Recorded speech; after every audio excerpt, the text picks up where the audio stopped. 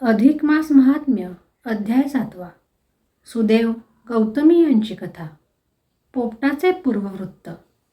अधिक मासाच्या 7व्या अध्यायामध्ये याचे कथानक आलेले आहे, ज्याचे आता आपण श्रवण करणार आहोत. त्यापूर्वी श्री गणेशाला, आपल्या गुरुदेवतेला आणि पुरुषोत्तमाला वंदन करून त्यानंतर श्रवणास प्रारंभ करूया. वाल्मिकी दृढधन्व्याला म्हणाले, श्रीहरी प्रसन्न झाला. सुदेव ब्राह्मण आणि त्याची पत्नी हात जोडून उभे राहिले. श्रीहरी म्हणाला, तू फारच कठीण तपश्चर्या केलेली आहेस. तुमची काय इच्छा आहे ती मला सांगा. सुदेवाने पुत्रसंतती नाही म्हणून पुत्र द्यावा अशी त्यांना विनंती केली. परंतु हरी म्हणाला, तुझ्या भाग्यामध्ये या जन्मी पुत्रसुख नाही. पुत्राशिवाय अन्य काहीही तू मागून घे. ते ऐकून सुदेव ब्राह्मण तेथेच मूर्छित होऊन पडला. त्याची पत्नी त्याला शुद्धीवर आणण्याचा प्रयत्न करू लागली. ती म्हणाली, अहो प्राणेश्वरा, उठा, जागे व्हा. पुत्रप्राप्ती ही पुढे दुःखदायकही होऊ शकते, हे मी तुम्हाला आधीच सांगत होते. दैवात नाही ते भगवंतही कसे देऊ शकेल. त्या दोघांची जी निराश अवस्था पाहून विष्णूचा वाहन असलेला गरुड भीत भीत म्हणाला, हे भगवान स्वामी, आपण ईश्वर आहात, तरी खरेच काही करू शकणार नाही का? तुमच्या भक्ताचे एवढेसे कार्यही का होऊ नये? मला या ब्राह्मणाची अतिशय दया येत आहे. तुम्ही याला पुत्र दिला नाहीत तर यापुढे तुमची भक्ती कोण करील? तरी याची कामना पूर्ण करावी अशी माझी कळकळीची तुम्हाला प्रार्थना आहे. ध्रुव, गजेंद्र, प्रल्हाद यांना तुम्ही सहाय्य केलेत. यावर श्रीहरी विष्णू गरुडाला म्हणाला, गरुडा, तुला या विप्राची करुणा येत असेल तर याला तुझ्या अधिकारात तू एक पुत्र दे. गरुडाला आनंद झाला. तो सुदेवाला म्हणाला, माझ्या पक्षीवंशातून तुला एक पुत्र मी देतो.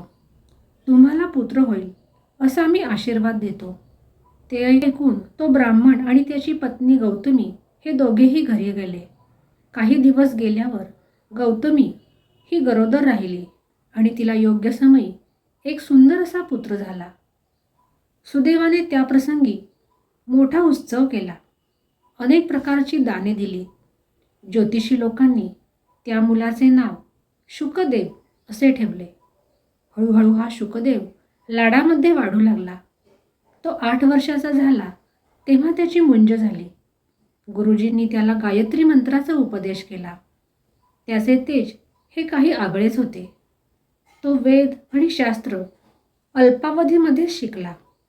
काही दिवसांनी त्या ब्राह्मणाकडे देवल नावाचे मुनी आले. त्यांचे उत्तम आदरातिथ्य झाले. कुशल वर्तमान विचारले गेले. किशोर अवस्थेतील शुकदेवाला पाहून ऋषींनी सुदेवाला धन्यवाद दिले. त्या मुलाची वाखाणणी केली. त्याला आपल्या जवळ घेतले.